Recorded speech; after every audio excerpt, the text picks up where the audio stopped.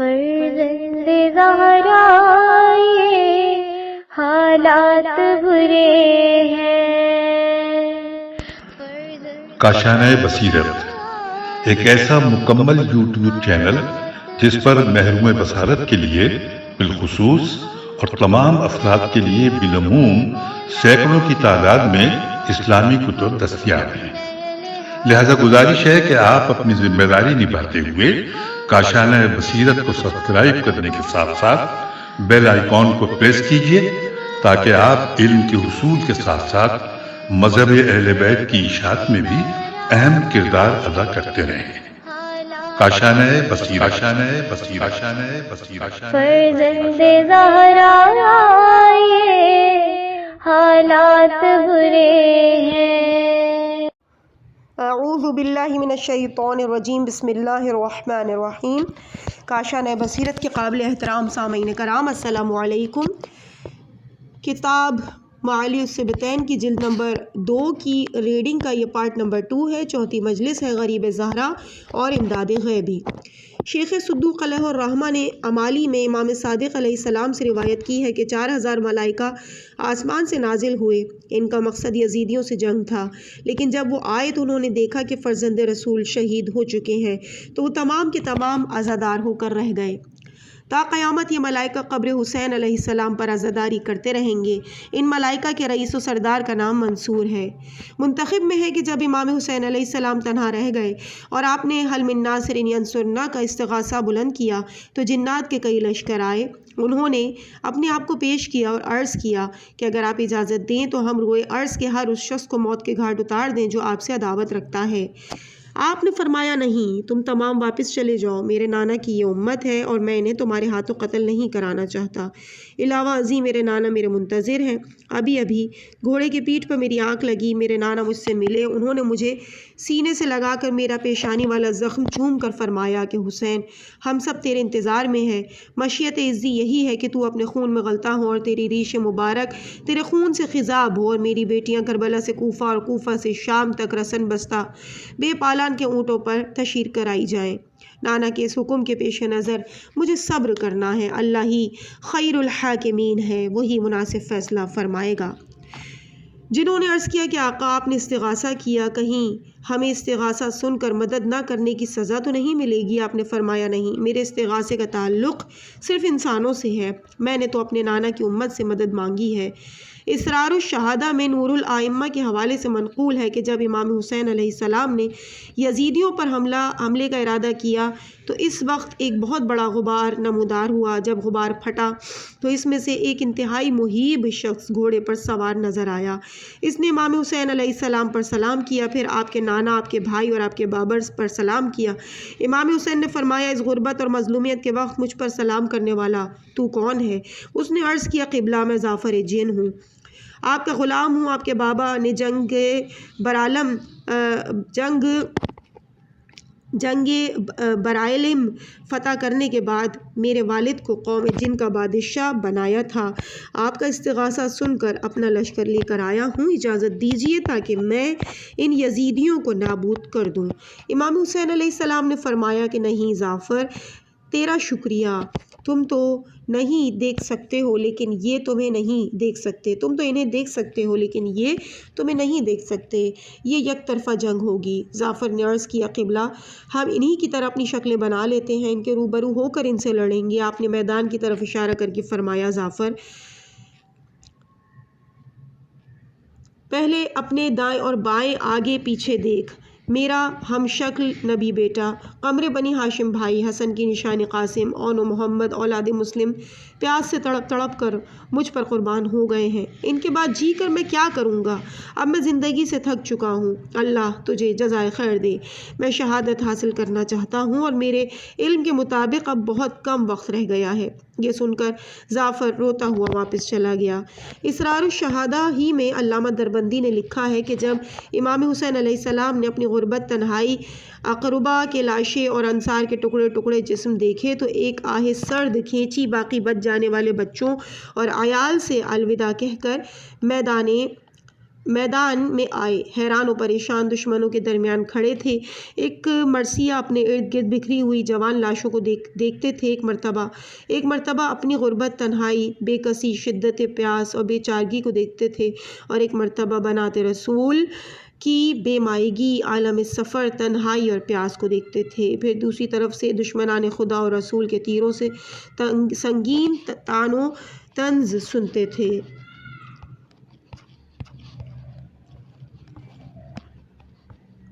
ایسی حالت میں آپ نے کہا کہ کوئی ایسا نہیں جو ہماری مدد کرے، کوئی ایسا نہیں جو ہماری فریاد رسی کرے، ہے کوئی ایسا موحد جو ہمارے حال پر رحم کھائے اور اللہ سے ڈرے، کوئی ایسا نہیں جو حرم رسول میں نگرانی کا ذمہ لے۔ جب یہ صدا اطراف عالم میں گونجی، ارکان عرش میں زلزلہ ہوا، آسمان و زمین کانپنے لگے، ملائکہ سے تسبیحیں چھوٹ کر گر گئیں، تمام نے بیک زبان ہو کر عرض کیا، بار الہا، یہ تیرا حبیب ہے، تیرے حبیب کا حبیب ہے، ہمیں اجازت دے کہ تیرے حسین کی مدد کریں۔ اس وقت آسمان سے ایک صحیفہ گرا جو امام حسین علیہ السلام کے زخمی اور خون آلود ہاتھوں پر آیا۔ آپ نے اسے کھولا، پڑھا، لکھا تھا، یا حسین نحن ما حتمنا علیک الموت، اے حسین تیرے لیے موت حتمی نہیں ہے اور نہ ہی تیرے مراتب کے لیے شہادت حتمی ہے، تیرے مدارج میں سے ایک ذرہ بھی کم نہیں ہوگا، اگر چاہے تو یہ مصائب ہم ختم کر دیں۔ اس وقت سے ہم نے تمام آسمانوں، تمام زمینوں، تمام ملائکہ اور جنات کو تیرے تابع فرمان کر دیا ہے، جو چاہے انہیں حکم دے اور ان فاجر کافروں کو خلاف ان سے مدد حاصل کر۔ امام حسین علیہ السلام نے خط پڑھ کر واپس ہوئے آسمان اچھالا اور عرض کیا، اے اللہ، اے میرے آقا، اگر مجھے تیری محبت، تیرے دین کی نصرت اور تیری شریعت کے تحفظ میں 1000 مرتبہ بھی قتل کیا جائے تو بھی میں اپنی خوش قسمتی سمجھوں گا۔ اے میرے مولا، بھلا اب آل محمد کے ان کمسن اور حسین ترین پیاسے لاشیں دیکھنے کے بعد میں جی کر کیا کروں گا؟ امتحان کا ایک بڑا حصہ تو وہی تھا جو میں دے چکا ہوں، ہم شکل نبی اور قمر بنی ہاشم کے بعد اب کون سا امتحان مشکل ہوگا؟ ابو مخفف نے لکھا ہے کہ اس کے بعد آپ آگے بڑھے، دائیں اور بائیں دیکھا، احباب اور اقربا میں سے کوئی نظر نہ آیا، تمام لاشیں ہی لاشیں بکھری پڑی تھیں، تو آپ نے فرمایا، این انت یا مسلم ابن عقیل، این انت یا ہانی ابن عروہ، این انت یا حبیب ابن مظاہر، این انت یا زہیر القین، این انت یا یزید ابن مظاہر۔ اے شیراں بیشتہ شجاعت، اے مخلص ساتھیوں، آج کیا ہو گیا؟ میں بلاتا ہوں تم آتے نہیں، میں پکارتا ہوں تم جواب دیتے نہیں، کیا سو گئے کہ اپنے امام کی نصرت کو اٹھتے نہیں؟ ذرا ادھر تو دیکھو، تمہاری موت نے بنات رسول کے بال کھلوا دیے۔ اے شریف زادوں، اب تو نیند سے بیدار بھی ہو جاؤ، حرم رسول کا دفاع کرو، لیکن میں جانتا ہوں کہ اب تم نہیں آؤ گے، ہاں مجھے ہی تمہارے پاس آنا ہوگا۔ اب بیواؤں کے بین، ان بہنوں کی آہوزاری اور ان بیٹیوں کا نہا اور بکا میں زیادہ دیر نہیں سن سکوں گا۔ صفحہ نمبر 31، 5ویں مجلس، جناب سجاد علیہ السلام سے الوداع۔ جب آپ کے ساتھ عورتوں اور بچوں کے سوا کوئی نہ رہا تو یہ دعا مانگی۔ کفائی نے لکھا ہے کہ یوم عاشور کی امام حسین کی آخری دعا ہے جو آپ نے اللہ سے کی۔ البتہ ایک دعا آپ نے امام سجاد کو تعلیم کی تھی جو آگے چل کر پیش کریں گے۔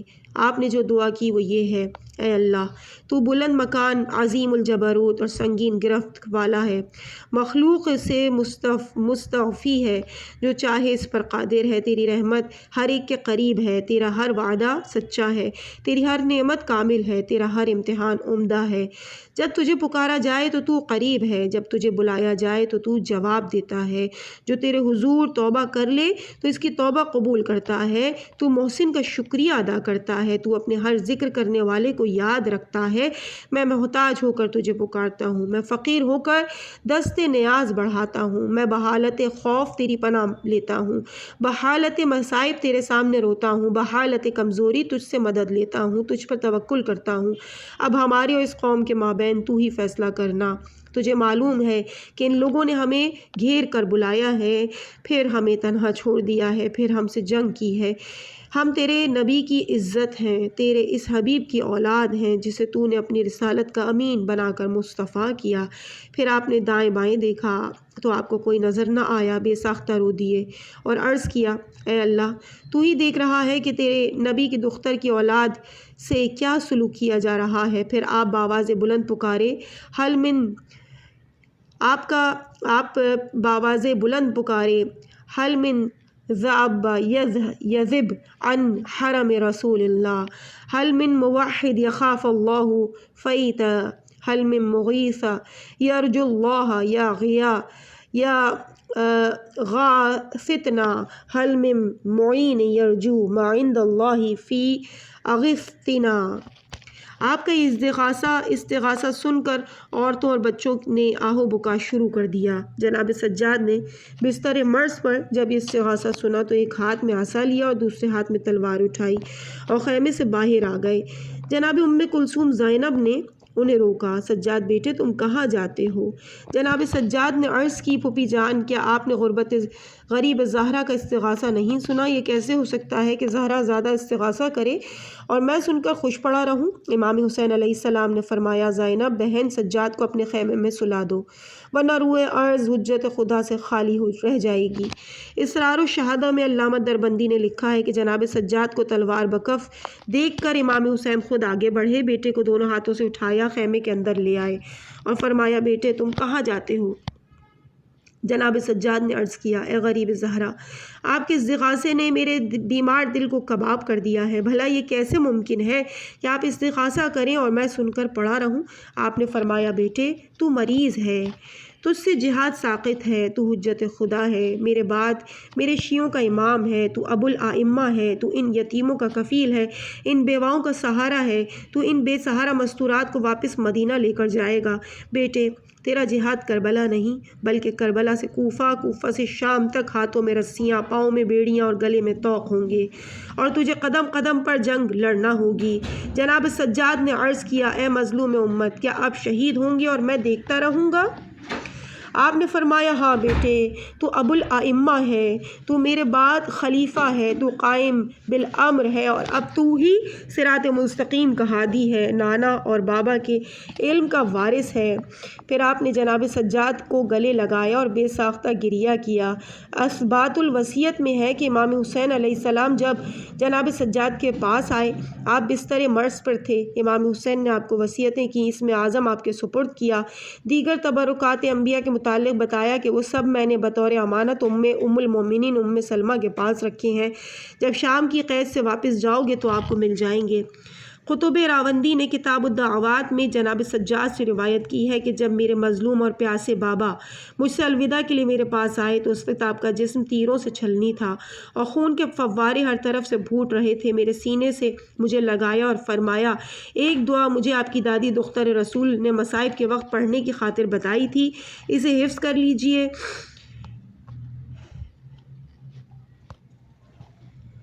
انہیں نبی کریم نے اور ان کو جبرائیل علیہ السلام نے ذات احدیت کی طرف سے بطور تحفہ دی تھی۔ اللہم بحق یاسین والقرآن الحکیم وبحق طٰہٰ والقرآن العظیم، اے اللہ یاسین اور قرآن حکیم کا واسطہ، اے اللہ طٰہٰ اور قرآن عظیم کا واسطہ، ہے وہ ذات جو سائلین کی حاجات روائی پر قادر ہے، اے وہ ذات جو معافی الضمیر سے آشنا ہے، اے وہ ذات جو مصیبت زدوں کو نجات دینے والی ہے، اے غم زدوں کے غم کو دور کرنے والے، اے بوڑھوں پر رحم کرنے والے، اے بچے کو رزق دینے والے، اے وہ ذات جو کسی تفسیر کی محتاج نہیں، محمد و آل محمد علیہم السلام پر رحمت نازل فرما اور میری یہ حاجت روائی فرما۔ اس کے بعد آپ نے مجھے الوداع کہی، مجھے وداعی بوسہ دیا، اٹھے اور خیمے سے باہر چلے گئے۔ میں اپنے بستر مرض پر ویسے ہی تنہا رہ گیا۔ دمعۃ الثاقبہ میں ہے کہ جب امام حسین علیہ السلام تنہا رہ گئے تو آپ نے سب سے پہلے اپنے بھائیوں کے خیام دیکھے، وہ خالی نظر آئے، پھر بنی عقیل کے خیام کو دیکھا، ان میں بھی کوئی نظر نہ آیا، پھر اپنے انصار میں سے ایک ایک کے خیمے کو دیکھا، ان میں بھی کوئی نظر نہ آیا، ہر خیمے کو خالی دیکھ کر فرماتے تھے کہ اب کسے پکاروں، کون مدد کو آئے گا؟ آخر میں آپ مستورات کے خیام میں آئے جناب سجاد شدت مرض کی وجہ سے بستر علالت پر تھے۔ دختر زہرا آپ کے سرہانے بیٹھی تھیں۔ جناب سجاد نے اپنے بابا کو آتے ہوئے دیکھا تو اٹھنے کا ارادہ کیا لیکن اٹھ نہ سکے۔ پھر پھوپھی سے عرض کیا مجھے سہارا دو، فرزند رسول تشریف لا رہے ہیں۔ جناب ثانیہ زہرا نے سہارا دیا۔ امام مظلوم نے پوچھا بیٹے کیا حال ہے؟ امام سجاد نے عرض کیا بابا جان الحمدللہ علی کل حال۔ ابا جان ان منافقین سے مذاکرات کیسے چل رہے ہیں؟ امام حسین نے فرمایا بیٹے کیا پوچھتے ہو، شیطان ان پر غالب آ چکا ہے، جنگ شروع ہے، مدتوں کی پیاسی زمین کربلا ہمارے اور ان کے خون سے ایسے سیراب ہو رہی ہے کہ پھر کبھی پیاسی نہ ہوگی۔ جناب سجاد نے عرض کیا کہ ابا جان چچا عباس کہاں ہیں؟ جناب زینب کی آنکھیں آنسوں سے تر ہو گئیں، منہ دوسری طرف پھیر لیا، فرماتی ہیں میں سوچنے لگی کہ حسین بھائی کیا جواب دیتے ہیں، کیونکہ میں نے بیمار سجاد کو شہادت جناب عباس کی اطلاع نہیں دی تھی۔ امام حسین نے فرمایا بیٹا آپ کے چچا شہید ہو گئے ہیں، ان کے دونوں ہاتھ ان ظالموں نے قدم کر دیے ہیں۔ جناب سجاد اس قدر روئے کہ آپ کو غش آ گیا۔ کافی دیر بعد غش سے افاقہ ہوا تو پوچھا ابا جان میرا بھائی علی کہاں گیا؟ امام مظلوم نے جواب دیا بیٹے وہ بھی شہید ہو گئے۔ پھر جناب سجاد نے حبیب ابن مظاہر، مسلم ابن اوسجہ، زہیر ابن قین وغیرہ میں سے ایک ایک کا نام لیا، پوچھنا شروع کیا۔ امام حسین بتانے لگے بیٹے وہ بھی قتل ہو گیا، وہ بھی قتل ہو گیا۔ آخر میں امام حسین نے فرمایا بیٹے اس وقت مردوں میں سے ایک تم ہو اور ایک میں ہوں اور وہ سب چلے گئے۔ اس وقت جناب سجاد نے عرض کیا پھوپھی جان مجھے ایک عصا اور تلوار دے دیجیے۔ امام حسین نے پوچھا بیٹے کیا کرو گے؟ امام سجاد نے عرض کیا عصا پر سہارا لوں گا اور تلوار سے دشمنان خدا اور رسول کے ساتھ جنگ کروں گا۔ امام حسین نے فرمایا بیٹے ان یتیموں اور بیواؤں، ان بن بھائیوں کی بہنوں اور ان بیچاری مستورات کے ساتھ شام کون جائے گا؟ ان کا آسرا کون بنے گا؟ انہیں تسلی کون دے گا؟ امام باقر علیہ السلام کی عمر میدان کربلا میں 4 برس تھی۔ فرماتے ہیں کہ میں ہر ایک کی شہادت دیکھتا رہا، لیکن جس ظلم سے میرے جد مظلوم کو شہید کیا گیا میں نے دیکھا میرے جد مظلوم کی شہادت کے بعد لاشیں پر تیر اندازی کی گئی، نیزہ بازی کی گئی، تلوار زنی کی گئی، پتھر برسائے گئے اور آخر میں چور چور لاشیں پر گھوڑے تک دوڑائے گئے۔ اس کے بعد 6ٹھی مجلس کا آغاز ہو رہا ہے۔ پیج نمبر ہے 39۔ خیام سے آخری الوداع۔ زاہد وقت فاضل عصر شریف زمانہ سرکار علامہ مرزا یحییٰ نوری فرماتے ہیں کہ ایک مرتبہ کربلا زیارت کی خاطر آیا۔ زیارت سے فارغ ہو کر سو رہا تھا کہ عالم خواب میں نے ایک منادی سنی۔ وہ کہہ رہا تھا کہ صحن امام حسین علیہ السلام میں علامہ مجلسی درس دے رہے ہیں۔ میں نے اس سے پوچھا کہاں؟ اس نے مجھے بتایا فلاں جگہ۔ میں اس جگہ آیا، دیکھا سرکار علامہ برسر ممبر مصروف درس ہیں۔ درس میں شامل 500 سے زیادہ تو علماء تھے، عوام ان کے علاوہ تھے۔ درس سے فارغ ہونے کے بعد کچھ دیر کے لیے انہوں نے موعظہ بیان کیا۔ موعظے کے بعد مصائب کربلا شروع کیے تو پردے کے اندر سے ایک کنیز سامنے آئی۔ اس نے کہا مادر حسین فرما رہی ہیں کہ آج میرے بیٹے کے خیام سے الوداع پڑھو۔ چنانچہ سرکار مجلسی نے الوداع خیام شروع کر دی۔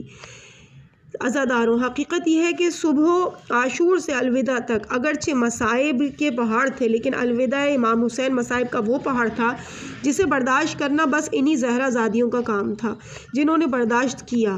علامہ مجلسی نے بہار میں لکھا ہے کہ جب امام حسین علیہ السلام نے اپنے سامنے 72 انصار اور 18 بنی ہاشم کے پیاسے لاشیں دیکھے تو بے ساختہ پکارے کوئی ہے ایسا شریف جو آل رسول پر ترس کھائے؟ ہے کوئی جو ذریت زہرا کی نصرت کرے؟ یا سکینہ یا فاطمہ۔ پھر فرمایا یا سکینہ یا فاطمہ یا زینب یا ام رباب یا ام لیلہ یا فضہ جاریتہ ام الزہرا علیکم فی السلام۔ یہ آخری زیارت ہے، پھر میدان محشر میں ملاقات ہوگی۔ تمہارے سامنے مصائب کے دروازے اب کھل رہے ہیں۔ یہ الوداعی سلام سن کر تمام مستورات اپنے اپنے خیمے سے الفراق الفراق الوداع الوداع کرتی ہوئی باہر آئیں۔ جناب سکینہ نے عرض کی بابا جان کیا آپ نے واقعی موت پر کمر باندھ لی ہے؟ امام حسین نے فرمایا بیٹی جس کا کوئی ناصر و مددگار نہ رہا ہو وہ اس کے سوا اور کیا کر سکتا ہے؟ بیٹی یہ دنیا فانی ہے، آخرت باقی ہے۔ جناب سکینہ نے عرض کیا یا بتا ردنا الی حرم جدنا، ابا جان ہمیں ہمارے نانا کے مدینے ہی میں پہنچا دیجیے۔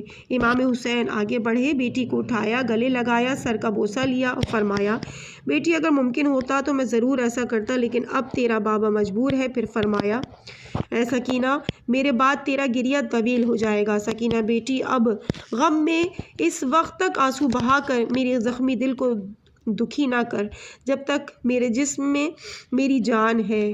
ناسخ کے مطابق جب امام حسین علیہ السلام نے اپنی کمسن سکینہ کو گلے لگایا تو تمام مستورات کو مخاطب کر کے فرمایا، اب مصائب کے لیے تیار ہو جاؤ، اللہ تمہارا حامی، محافظ اور شر اعداء سے نگران ہوگا۔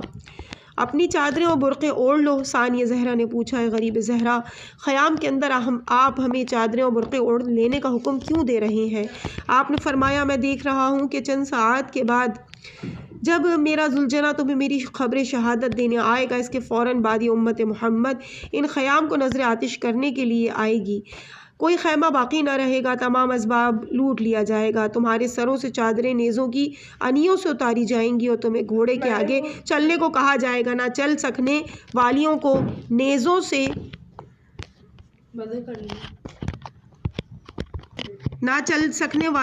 نیزوں سے زخمی کیا جائے گا۔ یہ سن کر تمام مخدرات نے بال کھول دیے۔ وا محمد و علیہ و حدہ کے بین شروع کر دیے۔ امام حسین نے ثانیہ زہرا کو قریب بلایا، فرمایا، مہلاً یا بنت المرتضی عن البکا طویل الطویل، اے دختر مرتضی صبر کرو، رونے کا وقت بہت طویل ہے۔ آپ نے خیمے سے باہر جانے کا ارادہ کیا۔ ثانیہ زہرا نے آپ کا دامن پکڑا اور کہا، مہلاً یا اخی حتی اتزود منک ومن نظری الیک وودعک وداعی مفارق لا تلاقی بعدہ۔ بھیا ذرا سا اور ٹھہر جاؤ تاکہ جی بھر کے دیکھ لوں اور ایسا الوداع کر لوں جس کے بعد زیارت نہ ہوگی۔ پھر بی بی نے ہاتھ چومے، سر کا بوسہ لیا، زخمی پیشانی چومی، خون آلود ریش مبارک چومی، گلوئے نازنین کے بوسے لیے، بیٹھ کر دونوں پاؤں چومے۔ تمام ہاشمیات نے باری باری آپ کے ہاتھ اور پاؤں کا بوسہ لیا۔ پھر آپ نے تمام ہاشمیات کو اپنے اپنے خیمے میں واپس جانے کا حکم دیا۔ جب تمام چلی گئیں تو ثانیہ زہرا کے سر اور چہرے پر ہاتھ پھیر کر فرمایا، بہن، میری خواہش ہے کہ ان بہتی آنکھوں سے مجھے الوداع نہ کرو۔ یہ سن کر ثانیہ زہرا نے کہا، حسین، کسی بہن سے بھائی یوں نہیں کہتے، تو کسی سفر پر نہیں جا رہا، شہید ہونے جا رہا ہے، اور آپ کو معلوم ہے کہ سجاد بیمار ہے، لیکن بہصورت جیسا بھی ہوگا میں وقت گزار لوں گی۔ مجھے معلوم ہے کہ میرے رونے کا وقت یہی ہے کہ جب تک آپ موجود ہیں، آپ کے جانے کے بعد مجھے رونے کی فرصت کب ملے گی؟ بچے روئیں گے، میں انہیں تسلی دوں گی، عورتیں پریشان ہوں گی، میں انہیں مطمئن کروں گی۔ پھر آپ نے فرمایا، اچھا اب ایسا کرو کہ مجھے ایک ایسا لباس لا کر دو جس میں کوئی رغبت نہ کرے۔ ثانیہ زہرا نے عرض کیا کہ بھیا وہ کس لیے؟ آپ نے فرمایا، میں جانتا ہوں کہ میری شہادت کے بعد میرا لباس اتار لیا جائے گا، اس لیے چاہتا ہوں کہ لباس ایسا کہند ہو کہ جس سے میں کسی کے لیے بھی کوئی کشش نہ ہو۔ دختر زہرا نے پوچھا، کس قسم کا ہو؟ آپ نے فرمایا، ایک پرانا یمنی لباس ہے۔ تجھے معلوم ہے دم آخر ماں نے تجھے ایک لباس کی وصیت کی تھی؟ یہ سن کر بنت زہرا کانپ گئیں، بے ساختہ بھائی کو گلے سے لگایا، گلے کا بوسہ لے کر عرض کیا، مجھے یاد تو تھا، میں صرف آپ سے تصدیق چاہتی تھی۔ مخدرہ نے وہ لباس لا کر دیا، آپ نے اسے مزید تار تار کیا، لیکن تعجب ہے کہ امت مسلمہ کی درندگی پر کہ ایسا کہنا لباس بھی آپ کے تن پاش پر نہ رہنے دیا، اور ابہر ابن کعب نے وہ پرانا لباس بھی اتار لیا۔ تاریخ کے مطابق جب یہ ظالم یہ پرانا لباس لے گیا تو اس کے دونوں ہاتھ گرمیوں میں اس طرح خشک ہو جاتے تھے جیسے سوکھی شاخیں ہوں، اور سردیوں میں بھی پھول جاتے تھے، ان سے خون ٹپکتا تھا اور بدبودار مادہ رستا رہتا تھا۔ پھر آپ نے وہ لباس پہنا اور در خیمہ پر رک کر اپنے ایک ایک عزیز کو پکار کر فرمایا، کوئی ہے جو مجھے گھوڑے پر سوار کرے؟ بعض مورخین نے لبابہ زوجہ قمر بنی ہاشم، بعض نے ام فروا مادر شہزادہ قاسم، اور بعض نے دختر زہرا کو لکھا ہے کہ انہوں نے گھوڑے کی رکاب پر ہاتھ رکھ کر آپ کو سوار کیا۔ عزیز سامعین، اس مقام پہ ہم ریڈنگ کے اس دوسرے پارٹ کو مکمل کرتے ہیں۔ اس کے بعد تیسرے پارٹ میں آغاز کیا جائے گا پیج نمبر 45 سے۔ 7ویں مجلس ہوگی، ہیڈنگ ہوگی شجاعت حسینیہ۔ مجھے اپنی دعاؤں میں یاد رکھیے گا۔ والسلام علیکم ورحمۃ اللہ وبرکاتہ۔